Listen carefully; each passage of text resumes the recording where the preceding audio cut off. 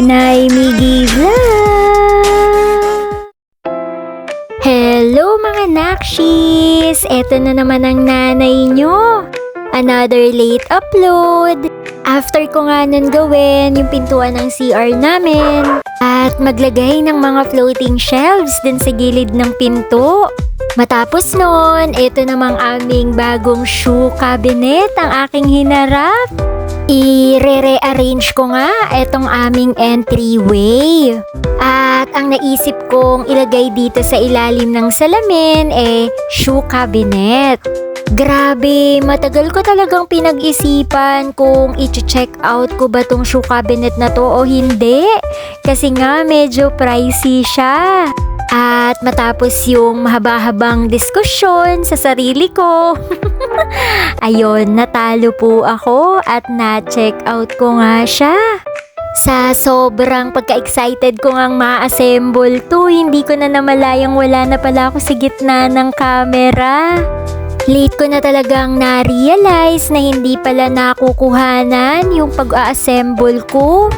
At halos patapos na tong ginagawa ko nung na-adjust ko yung camera. Lalo na at sobrang libang na libang talaga akong mag-assemble. Ako lang ba o kayo din mga mami kapag may mga bago din ba kayong mga gamit sa bahay? Excited ba talaga kayong mag-assemble? Meron kasi akong narinig na podcast na kapag ang isang tao daw nahihilig mag-assemble ng mga bagay-bagay, meron daw silang mga gustong ayusin sa buhay nila na hindi talaga nila magawa. At sa pag-assemble nila itinutuon yung isip nila. Medyo nakarelate nga ako dun At eto na nga mga nakshis, natapos ko na yung bago naming shoe cabinet. Kaya kahit naman nakipaglaban talaga ako sa sarili kong i-check out to, sobrang satisfied naman talaga ako. Sobrang nagandahan talaga ako dito at sana kayo din.